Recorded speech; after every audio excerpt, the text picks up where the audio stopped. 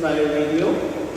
It is a pleasure indeed to be here tonight, and I would like to thank the Literary and Debating Society for hosting these political programs. It is in fact a testament to show how far we've come, and it is indeed necessary in this day and age for us candidates running for politics to show the people of Angola that we are indeed ready and capable of taking on the mantle of leadership.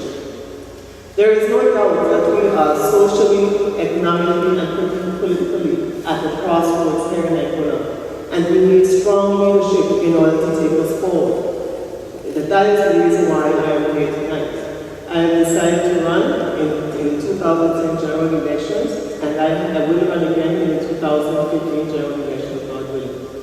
And tonight, you will see the reason why I, Cora Richardson Hodge, am the candidate and the person that needs to be elected for the District 2 constituency in the upcoming general elections. Good evening, Mr. Moderator. Good evening to the audience, those listening via the World Wide Web. Good evening to you. It is indeed a pleasure to be here once again. I'm quite happy that the opponent indicated that this is an indication of how far we've come, recognizing that the last debate I stood alone here on this podium for speaking to the people of Angola through these airwaves and the young people. So it is indeed commendable to know that she is here with us this evening in this particular debate. I want to say that I have done my best with what I've had to work with in the interest of moving our country forward. I've had the opportunity to serve in the Chief Minister's office as the advisor to the Chief Minister in 2010. In 2012, I've had the opportunity to become Minister of Home Affairs. 2013, later after the firing of the Road Minister, my portfolio was added Education, Youth, Culture and Sports, Library Services. And it is an honor to be here. I want to thank the Literary and Debating Society for organizing this second series of debates so that we can get a chance to speak with the people, not from a distance behind microphones and political platforms, but face to face and right up front with the people of our country. So I wish the residents of District Number 2 a pleasant good evening. The father of the nation, a special birthday and greeting goes out to his wife as well at this time. Thank you very much, Mr. Moderator.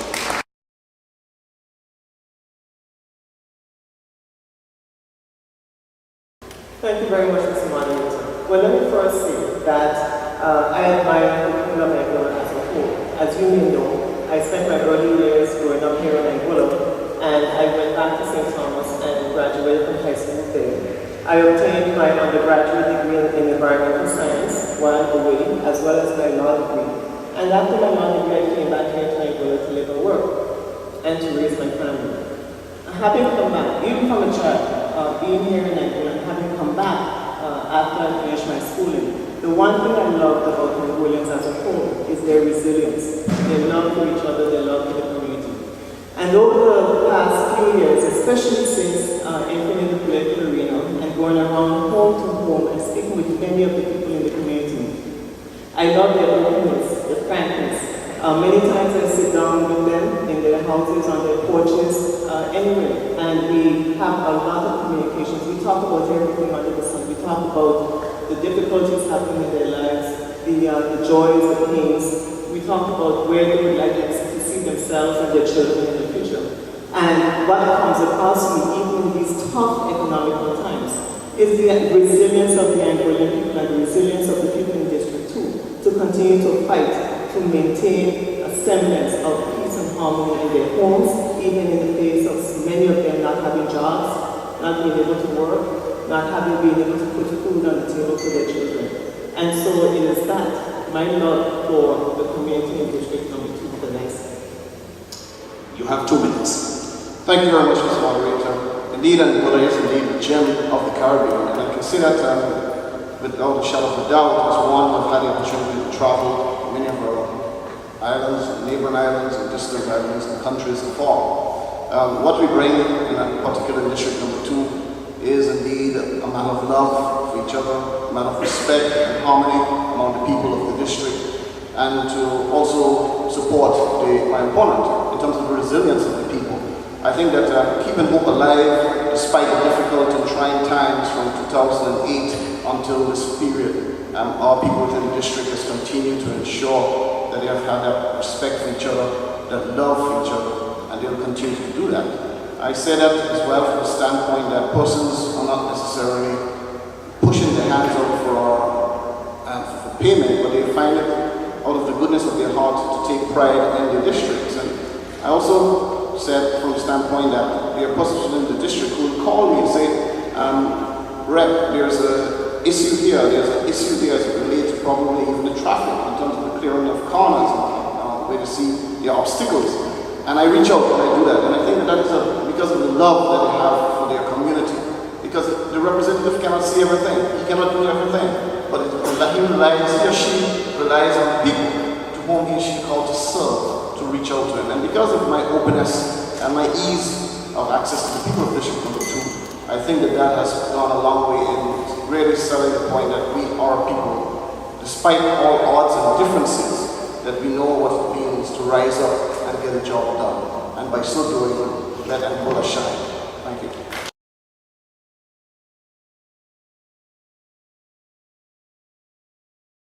My performance over the last 4+ years has been positive. And I say that from the standpoint that the people of District number 2 elected me to serve them. And they elected me to serve them at a time in which this country has been going through really a terrible, terrible period in terms of the financial situation. We came into government with a deficit of some $70 million, $20 million in unpaid invoices, $20 million bought to St. Lucia, $10 million borrowed from St. Lucia. The country has just been rock bottom into debt. But we did not use that to stop us in any way in terms of moving forward. What we did, and what I've done in over the 4+ years, is work to see if I can bring something within the community. What we did is we signed a memorandum of understanding for a project in the Scrub area. And once government did that, it was doing that with the interest of putting food on our tables and putting our men and women back to work. That project did not materialize, unfortunately, for the government of Angola because the MOU was signed with the developers. We further went on and we pushed another MOU just recently for that eastern area, we signed with AGR, Company Holdings. I've also created an atmosphere within the district whereby I've signed a number of, or written, I wrote a number of job letters for persons within the community, seeking jobs and employment on their behalf. I've also worked with my colleagues within government to ensure that the home center that is in the community that was put there by spearheaded, either a concept by my opponent, but regardless of the concept, it's a community center. I've ensured that we've put some money into that. So just recently we signed an agreement with them for some $25,000 starting from here forward. I've also worked continually with the NGO organizations, Scouts, and the church movement to continue to work with the young people in the interest of moving our nation forward. And in infrastructure, because of the difficult financial times, our roads that have been sitting there for over 30 years unpaved, what we've done is what little resources we've had, I've continued to make sure that we've had them paved.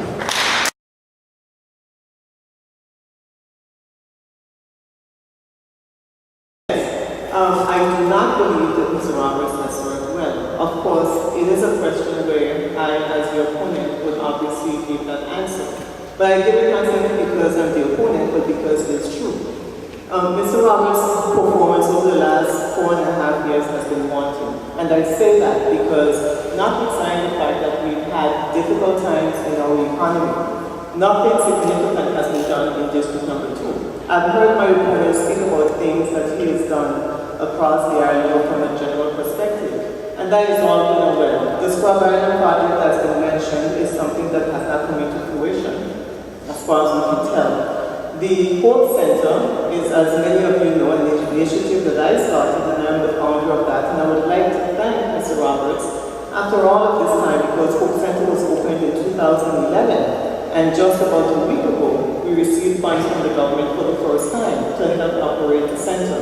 And so while I thank Mr. Roberts for being behind the granting of those funds, although they were already earmarked and identified from as far back as 2011, it is a long time in coming. It has been a long time in coming. In terms of what I would have done, as you know, Hope Center was opened in 2011, even though I was not elected. And it was not done by me alone, but by many members of our community coming together and helping make it a reality. And so what that says is that even within the face of hardship and economic times, our people, our community was able to come together and to create something that is good and that is right for the people and what they wanted. And that is what needed to have been done in District 2 for the last 1.5 years. Focus on the youth, focus on educational issues, focus on other matters that matter in District number 2, as well as island-wide. I will not take away the things that have been done island-wide, but specifically in relation to District 2, nothing significant has happened. Mr. Moderator, I do not expect anything different from my opponent. That is the nature of politics. But I just want to say that the reason why the Hope Center did not receive the funds is because as Minister with responsibility for youth and culture, I wanted to ensure that this was not a political organization or organ, but it was serving the interest of for what it was put in for. And I wanted to ensure that those things were in place. So once the Department of Youth and Culture confirmed that this was now serving its purpose, we felt that it was the right time to give the funds to the Hope Center. My opponent indicated I found one thing, and I did things outside of the district, but it is within the confines of the resources that they left behind for me to work. In answer to your question, I believe that both of those matter. First of all, the candidate needs to be able to have the ability to lead, to represent effectively on all counts. In relation to the gender, what women bring to the table is a certain degree of sensitivity, of caring. I am a mother of 2 children, and so I understand the needs and what our community needs from a mother's perspective. And with that type of gentle hand, we need to be able to guide our communities into the areas, the direction that they need to go. And so the answer to the question is we need strong leadership, we need to have ability as a representative. You've heard me speak about my abilities, my qualifications, but in addition to that, over the years, the 14, 15 years that I have been practicing in the legal profession, I've had to interact with many government departments on different matters, from labor and immigration to work permit issues to inland and holding licenses, the water board. So across the board, I've been able to deal with all of those matters from a legal perspective. And because of that, I've had the ability to become familiarized with the government procedures, to understand what government wants and their requirements. And we have been required, I have been required as a result of that to meet those requirements at the same time meeting my clients' needs. So from that perspective, yes, both we need to have effective leadership with skills, but we also need to have the additional care and concern and love that comes from the nature of a woman. Leadership is key and it's critical. And when we talk about leadership, we must look at the attributes of a good leader, a quality leader. And when we talk about leadership too, we have to recognize the importance of honesty. We have to recognize responsibility, ability to respond to the needs of our people. We must be caring, we must be nurturing, we must be accountable. Now, leadership do not require someone to come off the space with all the degrees to lead. A little child shall lead us. The scripture tells us about that. And each and every one in this room and those listening under the sound of my voice this evening, you are a leader in your own right. It do not require you to have a college degree and the greatest academic achievements that there are. That is indeed an attribute to good leadership in terms of moving the process forward. But I want to say to each and every one of you, that you have the ability to lead right where you are. And in the face of everything else, gender, of course, I have no problem in terms of us having a woman, 3 or 4 women in government.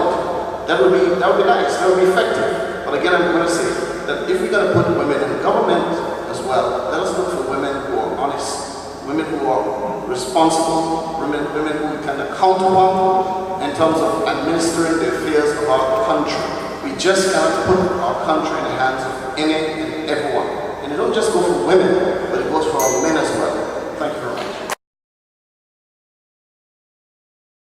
Okay, I crossed the floor to work with the Angola movement in the interest of the people of Angola. And the people of Angola, that is the young people of Angola, you are indeed first and foremost in that as well. And I want to say in terms of crossing the floor, I crossed the floor at a time when Angola needed me to cross the floor. Angola needed good men to work in the interest of its people. And during those tough and difficult moments, I found myself in the right place at the right time to work in the interest of our people. It was not about working for politics and politicians. Crossing the floor, Osborne Fleming did it, National Webster did it, Alberto Hughes did it, the Honorable Chief Minister Hughes did it, I did it, and many others will do it. I always said, once you're going to cross the floor in the interest of working for the development of our young people, our people on the whole, it is all good. There's nothing wrong in crossing the floor if you're going to work in that interest. I crossed the floor to do just that, to work in the interest of our people. Where we have come out of those dull moments in terms of our financial crisis situations, I feel proud today that I've been a part of that, because by being part of that, I have now had an opportunity to help to move the station forward in the welfare of our young people. Whereby, in 2014, we have put $1.9 million in training for our people. This coming in the budget year 2015, we're going to put in $3.5 million into training. That will help our young people. We have worked in terms of giving funding to our people who are attending the community college. We've given assistance to those who are attending the university, the open campus university. We have been working in the interest of moving this country out of those dark doldrums that we have found it. And I'm happy to know that I had the opportunity to cross the floor and work in the interest of our people, and in particular, our young people. Mr. Moderator, I believe that the question you've asked allows me to respond a little bit in terms of the response that was given. We first have to remember back in 2010, 2011, when Mr. Roberts my opponent first crossed the floor, was on the heels of having a meeting with his District 2 constituency, where the majority of his District 2 constituency at that meeting advised him that he ought to stay in opposition. When he did cross the floor, it was without the knowledge of the majority of the same District 2 constituency that advised him to stay in opposition. So one has to ask that when he crossed the floor in the best interest of the people and the best interest of his community, why did his community not know about him crossing the floor, and why did he go against the strict dictates of his community, the very community that he says that he's represented? We talk about honesty and integrity, and sometimes we have to be careful that when we throw the words, they come back to bite us. And that is a question that many of the people in District 2, especially the ones that supported him on the basis that he would not cross the floor, those are the questions that we are asking. Now, in the best interest of the people, in the last 4.5 years, we have seen nothing significant happen in the country in order to move Angola forward. We've seen many MOUs that have been signed. How many of them have come to fruition? We've seen many discussions about what is to take place in the future, what is to take place in 2015 and beyond. And those things show that in the last, between 2010 and 2014, where we are now, nothing significant has happened, and in fact, the interests of the people have not been served.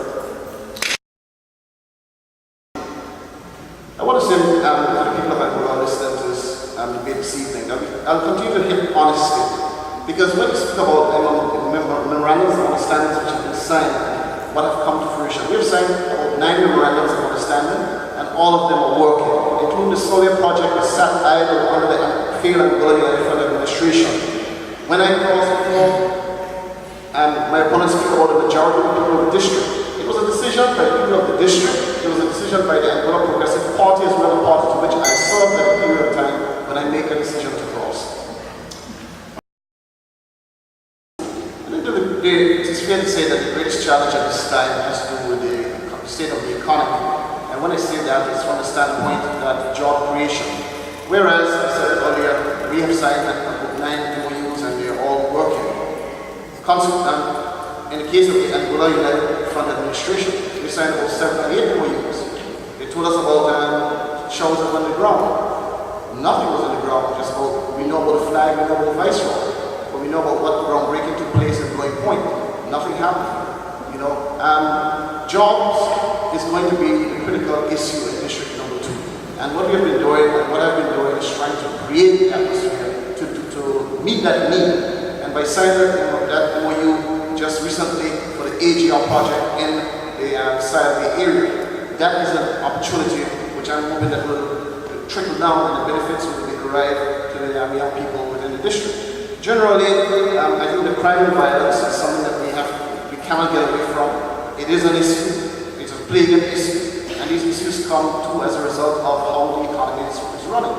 The state of the economy has nothing to do with how government is functioning, because government has been doing all its power to try to keep things afloat, but it is just the reality of what's happening globally at this time. And any administration that has to take the helm of government and move forward will not see rocket science overnight.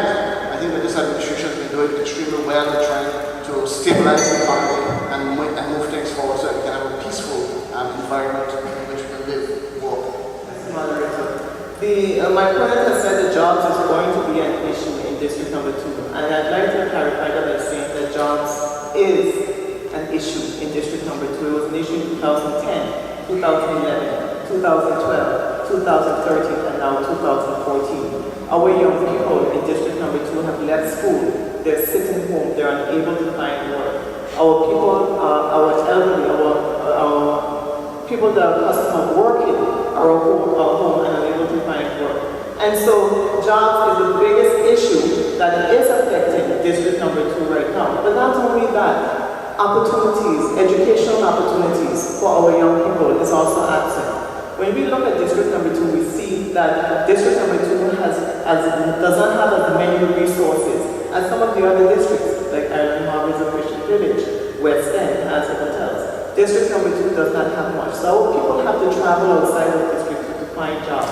So when we look at District 2, the representative of District Number 2 needs to look at the people and invest in the people, because the people of District Number 2 is our primary focus. That is where we have the greatest social challenges, and that is where we need to put our focus and investment into the people of District Number 2. Now, on the issue of crime and violence is in part as a direct result of not being able to work. Sometimes we hear of break-ins and the things that they're taking are sheets, food, drinks out of fridges. And those are not people that are stealing to be able to resell, but they're stealing for their own personal use. And that is a political issue. On the island as a whole, the same issues, jobs.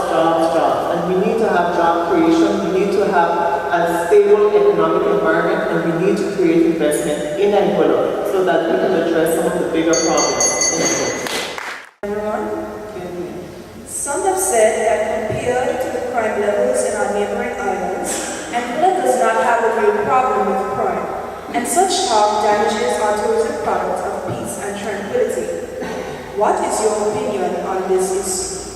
I would tend to agree, because I've been privileged just recently to a police briefing, and from that briefing it is a clear indication that while it is that we have need for concern as it relates to our crime situation on island, it is not as bad as it is in comparison with our neighboring islands. But for us, because of our small size and our population, one crime is just one crime too much, and we cannot condone that. But the reality of the situation is that Anguilla is not as affected in terms of the state of crimes as it is with our neighboring islands. And therefore, I'm delighted to note that following that briefing just recently. And that is factual information. I just wanted to say, as it relates to the whole crime situation as well, whereas my opponent indicated that jobs and supported me that jobs is an issue in District Number 2 and listed the years. I want to also remind her that from 2008 July, that when Flags Project closed, that there were no jobs as well. In latter part of 2008, people were going home. 2009, people were going home. There were no budget prepared in 2010. So when we talk about crime, it has an overarching effect in terms of how we look at things. And as it relates to the overall district as well. And as Anita Tyler said, I want to remind her that there was a representative there for 20 to 30 years who was the Chief Minister and Minister of Finance, Osman Flynn. Thank you, Mr. Moderator. Let me first say that there's one thing that my opponent has said that I agree with, that is that Anguilla is a small jurisdiction. the incidence of crime, even if it's smaller than other jurisdictions, still has a great impact on us here in Angola. And we cannot simply sit back and look at other islands and say, well, it's not as bad as other countries, so it's okay. It is something that Anguillians for many years have not been accustomed to the type of levels of crime that we have today. And the question is where do we see ourselves in the future? Do we intend to arrest the issue of crime at some point in time, or do we wait until it reaches to the levels of other Caribbean islands to say that we ought to do something about it? So in my view, the incidence of crime is enough to warrant us looking at it, dealing with it, taking an aggressive approach, collaborating with all of the necessary departments and the powers that be to ensure that we do not go any further. In fact, that we try to scale back the types of crime, the level of violence that is occurring in Angola today. We can't forget also the fact that we do have gang violence that's present in Angola. And whether or not for a period of time it's quiet and then it flares up, the point is that we need to address the issues and we cannot wait until it becomes a serious problem. Yes, it does affect our tourism problem. We at one point said that Angola is tranquility wrapped in blue. We want to ensure that we can continue to say that. We want to ensure that we continue to have a stable, quiet environment, a peaceful environment, because that is what we market to our tourists. And so it is important, and we need to take every step necessary to ensure that we continue to keep that tranquility that we have here in Angola. One of the more serious issues facing the youth is drug use. What advice would you give to a school child who feels that the use of alcohol, marijuana, and cigarettes almost forces them to use in order to fit in? Yes, the drug use is an issue here in Angola, and I dare say that it's not an issue that has occurred in recent times. Drug use has been something that has been ongoing for many years. The use of alcohol, marijuana, and cigarettes. The issue is where do we catch these young people? Do we catch them in high school? We need to catch them from before. We need to have our parents engaged and working with the schools from the time that they're in primary school and even preschool, and training them and talking to them about drugs and the use of drugs and exposing them to the good and the bad. As I indicated, I have two girls, an 8-year-old and a 6-year-old, and from before, I've been speaking to them about the use of drugs and not engaging in drugs and not just taking anything from anyone. And ensuring that they are strong enough to stand up on their own two feet. If someone is pressuring you and they say that you're a friend, but they're asking you to do something that is bad, then they're not your friend, and to step away. So not only do parents play an important role in redirecting and ensuring that our children take the path that they need to take, but also our community needs to come together and fill the gaps where the parents fail as well. In addition to that, we need to also ensure that we direct our children into positive areas. And this is where community centers come in. Because at the community centers, the idea is to provide a holistic approach towards raising our children. And that is where it takes a community to raise a child comes in as well. And so it has to be a three-pronged approach in the homes, in the schools, and in the community to ensure that our children understand that peer pressure does not necessarily mean that it leads you down the right path, and that we have to ensure that our children understand the impact of drugs on their brain, on their ability to be able to use all of their faculties, not just at their age, but moving forward into the future. My advice to any young person who want to fit in and figure that the right way to do this is through using alcohol, drugs, marijuana, or whatever, I would simply say to them, basically, that will not do. That will not take you to the level of the place that you feel you want to go to. But the thing is, I need to inquire from them what is really pushing them into that direction. What is making them think that this is the solution?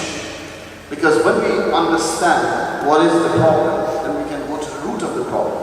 And I think that the root of the problem, when we find our young people moving in this direction, is because it's a lack of care, affection that is shown to them. Where is this lack of care and affection coming from? This lack of care and affection is coming from the home, it's coming from society, it is what they're seeing happening in society. And this is something that they're probably driven in that particular direction. So that we have a lot to do as a community, as a people. We speak about Angola as being one big happy family. If this it's got to be one big happy family. Then we cannot allow young people to be moving in this direction. So it means that we have to continue to instill within our young people that they have the ability to move mountains without having to use alcohol or drugs. And rather than us condemning them, however, it is for us to embrace them and to show them a new direction. We have to be able to lift them. We have to be able to entrust them into a new sphere where we see that there's more positive avenues. And this will come through the form of programs that are geared towards helping our young people to move in different directions. That is positive. Thank you. Earlier this year, the people of District 1 spoke out against the decisions of the Department of Education concerning the transfer of educators from their school. Should government leaders think nationally or locally when making decisions? Thank you. I think it takes a two-pronged approach. I think you have to look at it locally as well as nationally. Now, from my understanding, I have no personal knowledge because I don't live in District 1 and I am not involved in the Ministry of Education, but from what I understand, the cry out from the people, the residents in District Number 1 was because the persons that were being moved had made significant strides in District Number 1 at the school. And so the children were coming along, they were ranking at the top in different areas in education. And the people of District 1 did not want to have to start over with someone else and without having the foundation that they had started. And so because of that, they spoke out. Now, I don't think that I can give those persons wrong, the parents in the community, if the teachers were involved, the teachers as well, because that is their community and that is their district. And we have to respect the fact that our children are important to us, and every one of us wants to ensure that our children have the best education that's possible. And so when you're moving a person or people who you see has been key in ensuring that a school, such as the school in Island Harbor, has been able to move forward in leaps and bounds, you don't want that to change. At the same time, I can understand thinking from a national level, where if the teachers are being moved around, the educators are being moved around, so that other places can benefit. But I think it warrants having a discussion with the community. If that discussion did not take place before those movements were made, and if it didn't take place during the summer, because I understand that took place at the beginning of the school year, and it took place because of parents, the protests or the fact that parents were angry took place because parents were not aware prior to that time. And so I think it's critical to have open communication and open dialogue so that everyone is on the same page and everyone understands the greater good that is trying to take place. Thank you very much, Mr. Moderator. I salute the people of District Number 1 for the stance in which they took. They took it in the interest of their children, the welfare of their children, the educational advancement of their children, and for that I say kudos and I say job well done. Government should think nationally and locally. I'm a bit disturbed that my opponent would say, however, that she has no knowledge of what happened in District Number 1 because she did not live in District Number 1. As a politician, as a politician, we need to know what's happening in every single district. This is a small 25 square mile island, and we need to be current on the affairs of what's happening within our island. We can't focus just on one little minuscule area in terms of our area. It is a holistic approach to governance and the way in which we administer. So there should be a national, local buy-in in terms of government, because government is of the people, by the people, for the people. And the people have a right to let their voices be heard. And again, like I said, I salute the people of District Number 1 because they took a stand in the interest of the students. I want to make it clear this evening, because as Minister with responsibility for education, it was said that I had something to do with this. And I want to say that how government works, the Ministry of Education was the one who was responsible for the movement of these teachers. The minister was not briefed, or the minister had nothing to do with the movement, has nothing to do with the movement of teachers. This is done through the ministry, and it is ministry who made this move. And I want to make that clear this evening. To understand the workings of government, but the ministry were the ones responsible for this move. It's interesting that my opponent has talked about the fact that I stated that I had limited knowledge, not that I had no knowledge whatsoever. But at the same time, as Minister of Education, it would seem to me that the buck stops with the Minister of Education.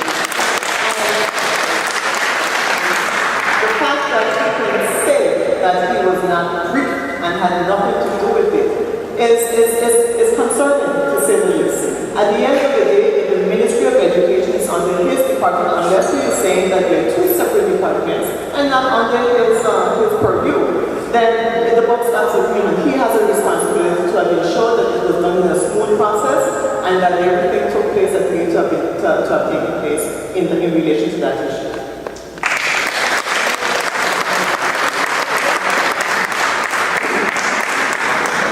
Again, members of the audience, I pray your indulgence just to desist from interrupting during the actual presentations. I would appreciate if you would just wait until the end to give your thoughts. All right, Mrs. Hodge, you have it again. In a world that is becoming increasingly more technological, are our schools sufficiently equipped for this new millennium? You have 2 minutes to respond. Thank you, Mr. Moderator. Let me first say that I've seen the education plan from 2010-2015, and I have to commend the teachers, the educators, everyone that played a role in ensuring that that education plan came into being. I think that the education plan that they've put forward is a working document, and that the educators, the people in the Ministry of Education, have done the best that they can in trying to ensure that the mandates are set out in the education plan are followed through.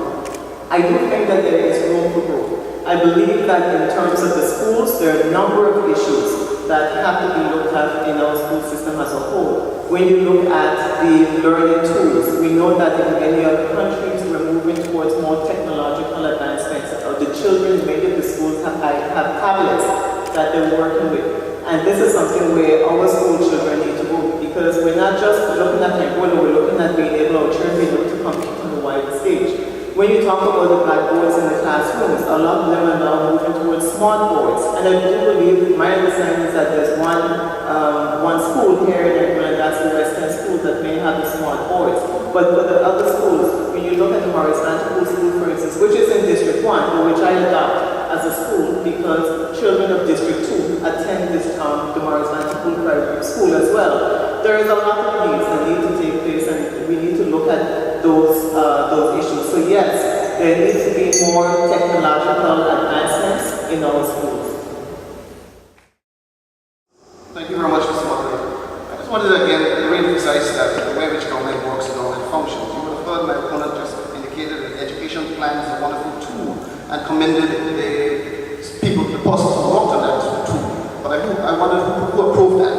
There are systems and there's operations and functions in government that one has to understand, and the role in terms of the ministry, the decision that the ministry took in terms of the our situation was from a ministry standpoint, because there are different responsibilities and roles in the system, and it's from that standpoint to which I spoke. As it relates to the technological age and the advancement of our schools, today we are indeed in a pretty good position. We could have been in a much better position, but I'm saying that we're comfortable with the position that we're in because each and every one of our schools have the equipment, and therefore our children have the ability to access the equipment in terms of advancing themselves. Everything comes in time, in stages. This administration would have loved to do a lot more as it relates to the technological age in terms of really creating better atmosphere for our children in terms of moving into the various computer stages. But again, it costs dollars and cents. Did we think about that about 3-4 years, not 3-4 years, about 6 years ago, when we paid special assistants $4.3 million? Did we think about that? Did we think about the schools? Did we think about the importance of upgrading our schools and the development of our schools? Did my opponent think about that in her colleagues? But I'm saying the advancement of our schools and our children at this stage is in a much better position. Has the Hope Center served the people of District Number 2 well? I want to again commend my opponent for the idea and the vision for bringing the Hope Center into being, and those who work assiduously with her in District Number 2. Any center has a function, and in the case of the Hope Center, I will not stay here and be hypocritical to the Hope Center. I will say that it was put in for a particular purpose. I believe that it's serving that purpose to the best of their ability with the resources that they have. I've now given an additional go-ahead for $25,000 from the ministry and the department, which will indeed help that center to grow, and the benefits will be for the young people who attend that center. I would seek to encourage young people to take the opportunity to make do of all the classes that are available at that center. It is at the minimal cost in some cases, and I'm sure in other cases it's free. I've also indicated at the handover ceremony that the center is not just there for the young people, but it's also there for the adults to take advantage of, and they should take it and use the center to the best of their ability. So with that said, I would say that the center has been put in now about 3-4 years, and they're about going 4 years. It is still in its growing and teething stages. I think that it has potential to grow, and the district will benefit from it once it stays on focus and on par with what it is set out to be. Thank you very much. Yes, the Hope Center has been serving its function very well. When we started in 2011, we started only with math classes. And that was done by one of the gentlemen in our community, Mr. Fritz Smith. And from 2011 until now, the math classes, the reading classes, we have after-school homework program, we have computer classes, and we have any number of activities that are there at the Hope Center. We've also posted summer programs for the young people. And so the Hope Center takes children from primary school up to high school, and as my opponent has said, adults as well. A lot of the computer classes, the EPM and the other courses are for adults as well. We encourage as many people from the community to come and to be able to take part and participate in what is being offered at the Hope Center. Initially, we started with charging a minimum fee of $150 for the entire term, and that was simply in order to ensure that the lights and the AC continue to operate. So we were not running an operation for profit, and we still don't. And now with the advent of those funds from the Ministry of Education through Youth and Culture, we're able to provide those courses for free. So with the exception of the adult courses, there will be a minimum charge, but for all school children, the classes being offered at the Hope Center are free. And this is a tremendous advantage and tremendous opportunity for the children of the East End community, the young people in East End, not just in District 2, but in District 1 as well. Because once we have opportunities for our young people, the key is advancement of our children, ensuring that they continue to progress. I've often said that each generation stands on the shoulders of the previous generations. I've heard my opponents speak about the fact that you don't need to have a college degree. And while it is true that you don't need to have a college degree, I would strenuously urge every young person to, as much as possible, reach for the limit. And if at all possible, even once you obtain a tertiary degree, being a vocational certificate or anything beyond high school, it is only to your benefit. So I do not want you to think that you can go through life and think that perhaps it is not necessary because other people have made it out. Last year, August 2013, the indigenous banks came under conservatorship by the ECCB due to their deteriorating financial position and performance. A robust financial system is crucial to the recovery and subsequent performance of the economy. What, in your opinion, is the root cause for the decline of these financial institutions? Thank you, Mr. Moderator. In terms of the indigenous banks, as we know, as you indicated, it came under conservatorship in August of 2013. And since then, we've not heard much from as to what is taking place within the banks. It's almost as if it's a black hole. In my view, our government has a responsibility to account to the people. There are many of our Nigerians who are shareholders in these two banks, and many have bank interests. As of right now, if you have a certain amount of funds in the bank, you deduct a percentage of the funds that you have, your own money in the bank, is being restricted. And that is something that is untenable.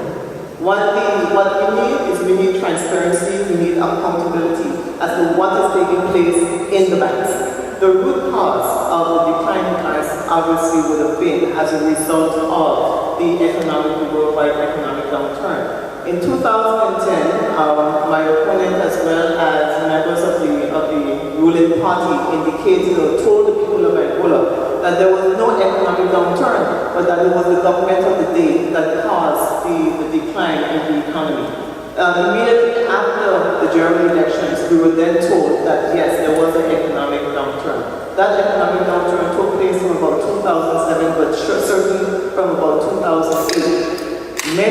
What the local indigenous banks did over the years was to create opportunities for Angoleans that otherwise would not have had the opportunities to invest, to build, and to live the dream that they wanted at that point in time.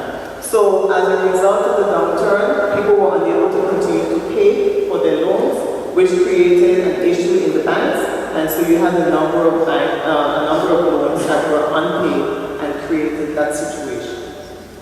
I can sum it up with one word, Mr. Moderator, that is greed. Greed is what happens when we are today with our local banks.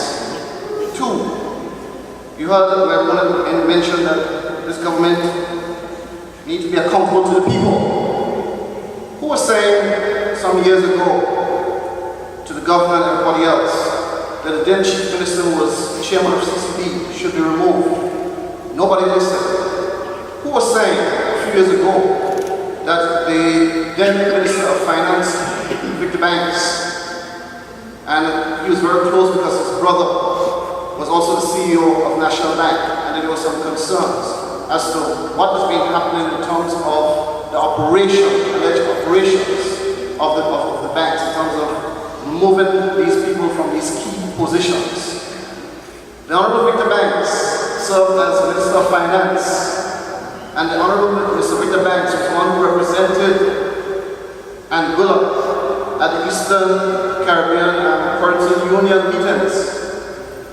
And there was much talk from the central bank as it relates to these banks and what needs to be done with these banks during the Angola United Front administration time. Nothing was done. I didn't hear my opponent say to me this evening that she was also a board member on the National Bank of Angola. I didn't hear you say that. Right? I heard her mention that the economic downturn is what's causing this problem with the banks. It is not economic downturn. It is about the greed that took place, and that is what has have our people today in this position, have our banks in this position, and your government is working assiduously to do what is right to pull us out of this hole, and we have to do it, and we have to do it with time, not speed, with time to get it right. Thank you.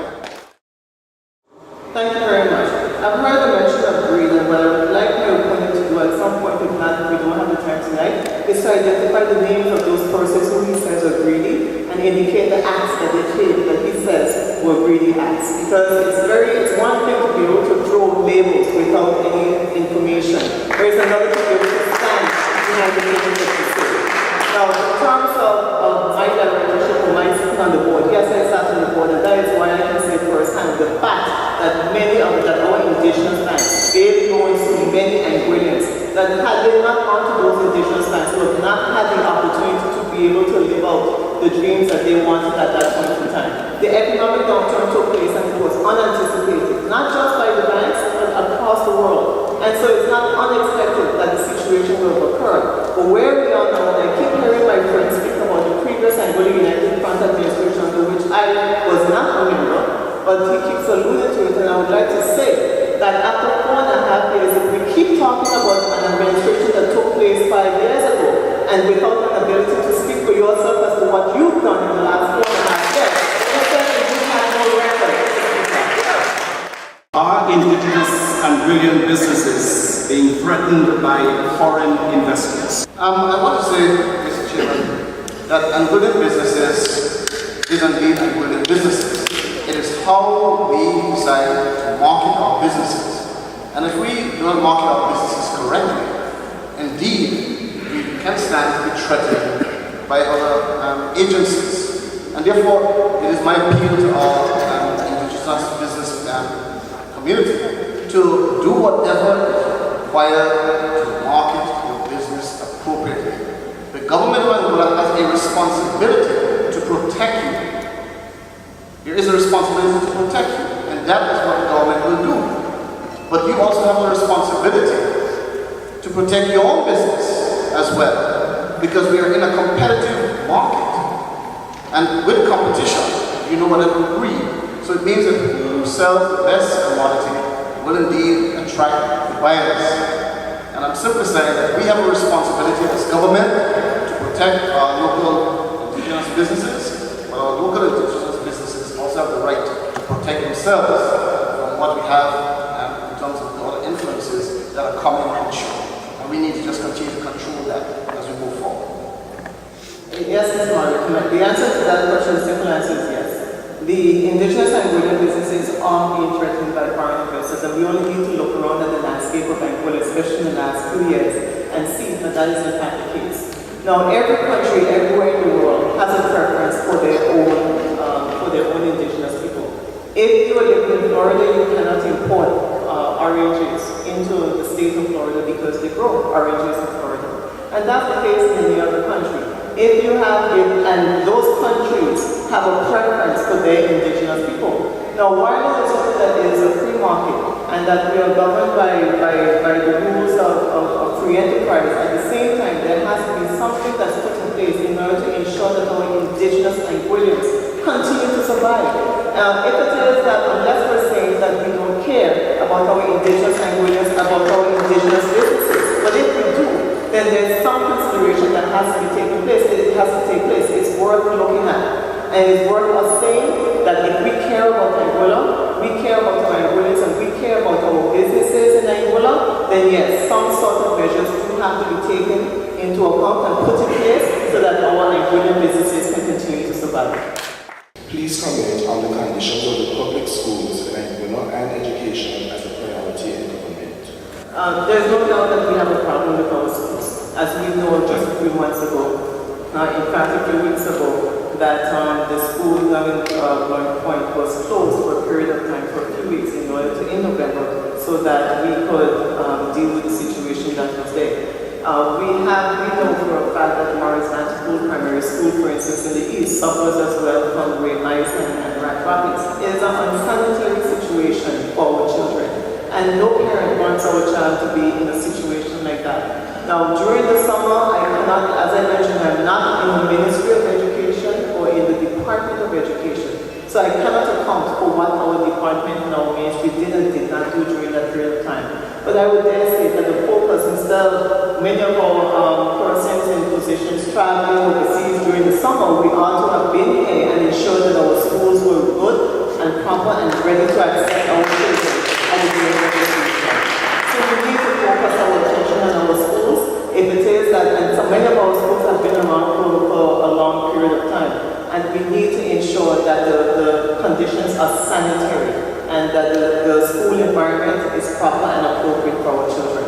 Thank you very much. Record. I will continue to speak about fail and going away from the administration record, because it's as a result of that failed record why it is that we're here. So if you have a good record, we're not going to hear about a failed record. And a failed record has to do with the fact that our financial position is taken in ruins. I go again on the $4.something million that was spent on special assistance to just have the ride, while our schools were falling apart under that administration. I go to the point where, while the opponent here indicated that I traveled, she didn't say me, but she directed to me that I traveled during the summer, but I want to indicate here that I put in place the mechanisms to ensure that the school was taken care of. It was one of her colleagues who indicated that I went to look at men wearing dress or skirts. You know, really ridiculous in terms of how we seem to campaign these days. The school situation is under control of the ministry, and we're working extremely hard, given the support where it's required to move these things forward.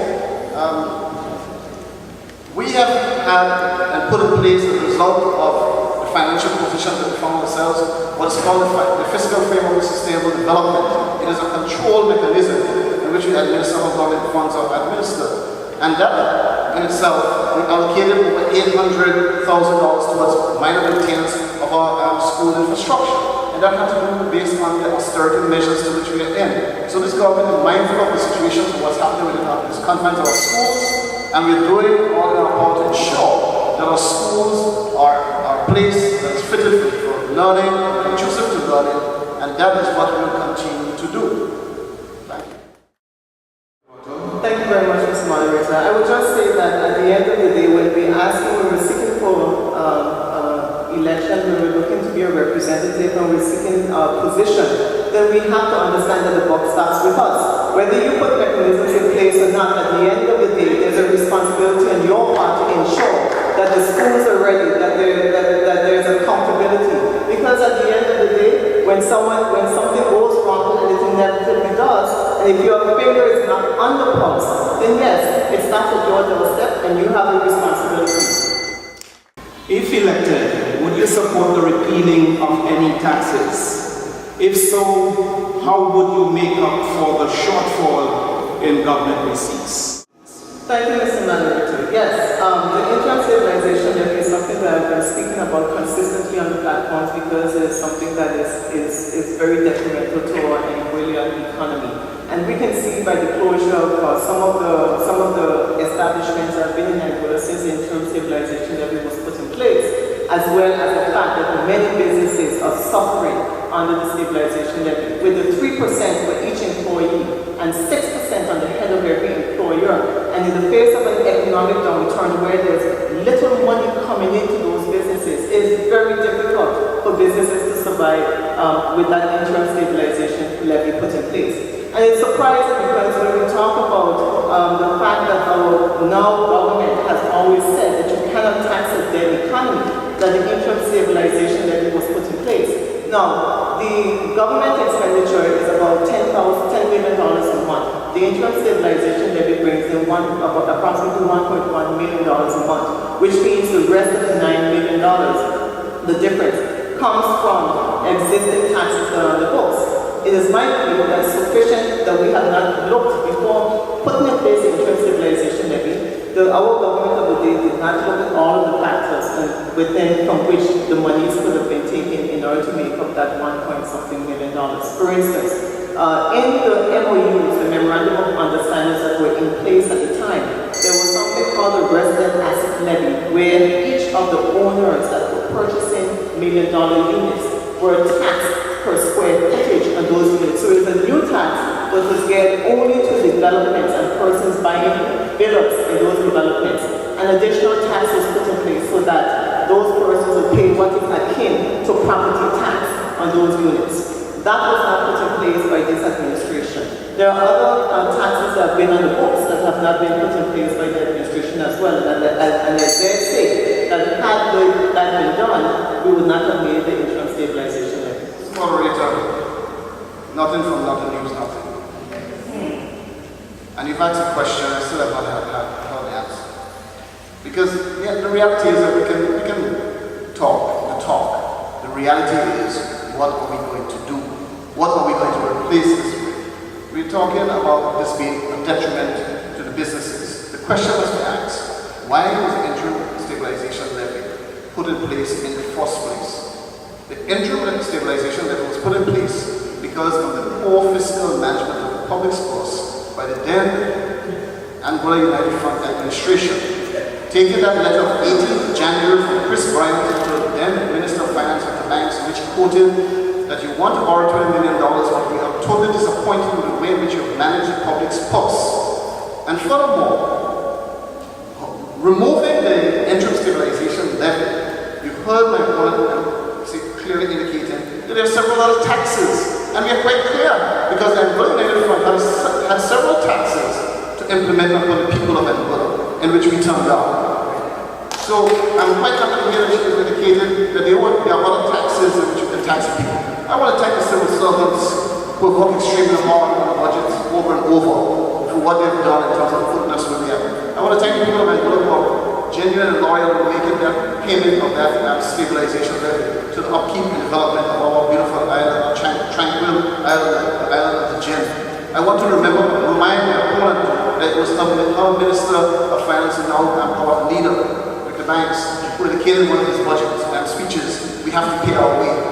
She needs to request from him, what do you mean by that? We need pay our way now through the interim stabilization levy as a result of the poor management of the people's cost on their part. And when she indicated she was not a part of the AUF by affiliation association, you are a clear part of the AUF, whether or not you are elected or not, you are a member, you are a supporter, you are party loyalist.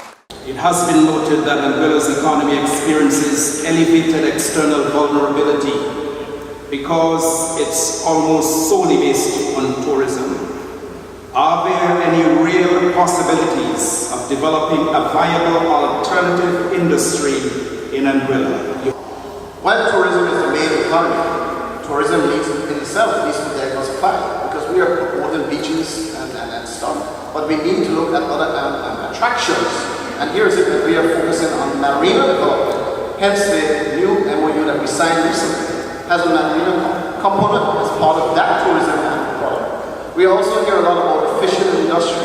This is an area which we've been seriously looking at. But the fishing industry will not just run like that with someone coming into government tomorrow. We have 200 nautical miles up there, and what we're doing the various, putting together the mechanisms to do the field tests, the desk studies, to find out exactly what is out there, how we can make good use of the fishing industry. Are young people going to leave school tomorrow and jump into a trawl and go there? Or do we need to find avenues whereby we can probably license some persons who are fishing out there and create that sort of revenue to our shores? But the fishing industry is an industry that we have to look at it seriously and not just continue to talk about it because it sounds like a nice area to touch. But we need to look at it seriously and forge ahead. This is one of the areas in which we're doing, because right now the department is doing the studies that is required for us to move in that direction with the help of the UK fish desk officer.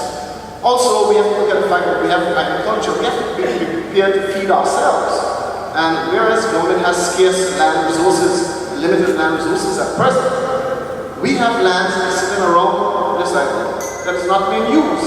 And it means that our people now need to look at other avenues whereby they can lease land and cultivate land and make an income and use that as another means of diversifying and be able to move the process forward. Our financial services, which should have been really doing much more today, have suffered a serious, severe setback. But again, it is an area in which we continue as government to support in terms of the financial service, the unit that is there for promotion.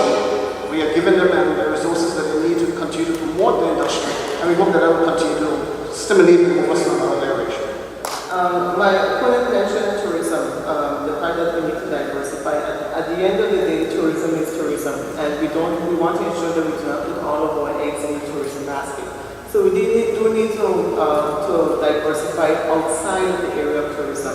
There was mention of the financial services industry, and that includes company formations and trust companies, etc. We know that with the implementation of FATCA that was passed under this AUM administration, that FATCA has essentially dried up financial services in terms of US citizens coming and forming companies in Angola. And so it has crippled the financial services in that respect. Also, the number of regulations that have been imposed in terms on service providers in Angola has made it very difficult for many service providers in the financial industry to continue to operate.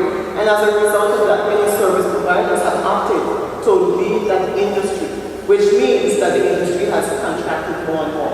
The other issue is when you look at the banking sector, the offshore banks have essentially been ceased to operate as a result of the regulations that have taken place. And so we no longer have offshore banking, and offshore banking is directly tied to the company formations. If you had customers that come into Angola, want to form a company and open a bank account, it is considered to be an offshore bank, an offshore account. And because we no longer have offshore banking, that additionally has crippled that sector. But what I see as opportunities where we can go as a country is in shipping registrations. We've had legislation that have been put in place, and we need to look at shipping registrations, as many other jurisdictions benefit from that, from the income that comes in from that. Boat building as well. We do have some boat builders in Angola. We know that they do quality to be able to outsource. Farming and agriculture and fishing as well, as my opponent did indicate. We need to look at greenhouses and food security. Mr. Me, if I would allow my opponent to just get away with this. FATCA was not introduced by this administration. Anyone who understands financial services business understands what's happening in the US. And the US was instituted this not just on Angola, but throughout the entire world.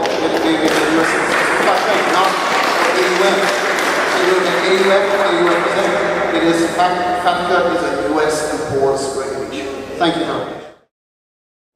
Just 30 seconds. 30 seconds. Thank you, Mr. Moderator. FATCA, in fact, yes, it was introduced in the US, but it was brought into Angola. The legislation was put in place by this administration in order to apply to Angola. Without the legislation being put in place in Angola, FATCA could not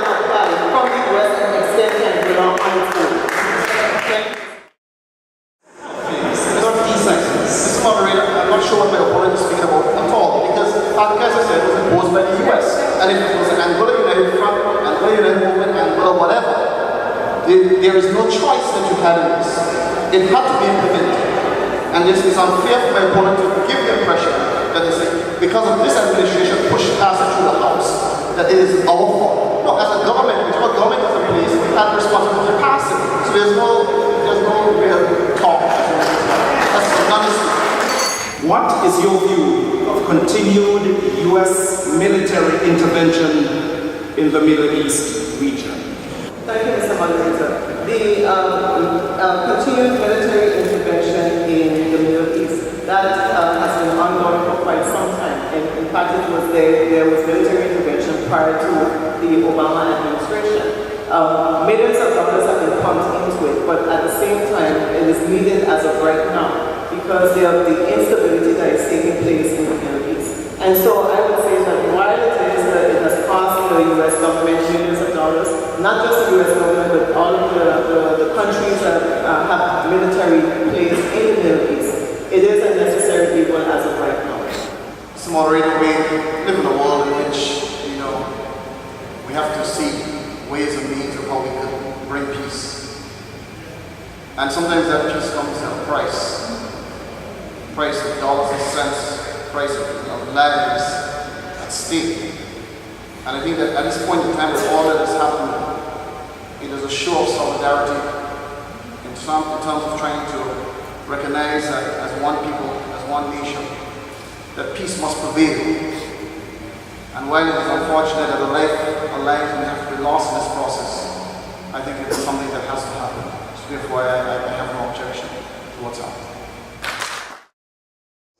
Thank you very much, Mr. Moderator. Fellow Angolans, it has been a very interesting evening, and even a discourse with you. I've been as honest as possible in my response to the questions that have been posed to me. We have to recognize that in order for us to move forward, we have to look behind. We can never forget the past. The past predicts the future. And this administration, through all the difficulties that we have had to undergo, we have done well, and Angola has done well. As a people, we are proud of where we are today. We recognize that it is going to be continuing some trying times as we forge ahead. It's not going to be an easy ride. We have been put in for a time like this, and we are committed to the task under the leadership of Dr. Lorenzo Ellis Webster. This team, the Angola United Movement, is a team that is dedicated to moving this country forward. We have sought the needs, we have heard the cries, we have assisted, we have helped. With the limited resources that we have at our disposal, we have used it well. We want to thank the outgoing leader of the Angola United Movement, the Honorable Hubert Benjamin Hughes, for the work which he's done in terms of Angola, in terms of the leadership in Angola. There are many persons who criticize everything and everyone, but we have to recognize that tough times call for tough leaders. I want to thank the residents of District Number 2 for entrusting the opportunity within the hands of minds to run as their district representative in the 2010 general election. I offer myself in the 2015 general election to continue the task and the work to which you have given me to do. The race has just begun. I'm steadfast now. I've understood what it's called to lead, to move, and to work in government. And I'll continue to do that to the best of my ability and in the development of our beautiful island we call home, Angola. May God bless you. I'd first like to thank the Victorian Debating Society for hosting this debate tonight. I think it's been a wonderful exercise. I think it shows that we really come of age, and it also highlights the strengths and weaknesses of the political candidates, and with that, we should be grateful for the society. I also want to say good evening to many people in District 2 who may have not been here tonight. Thank you to the audience for coming out, and to the residents of District 2 that may be listening by radio and may not have been able to come out tonight, as well as Angolans as a whole listening tonight. It is true that you can't forget your past, but if you live in the past, you cannot move forward in the future. And what we need moving forward is we need a government that is strong, that's steadfast, that's ready to take Angola forward.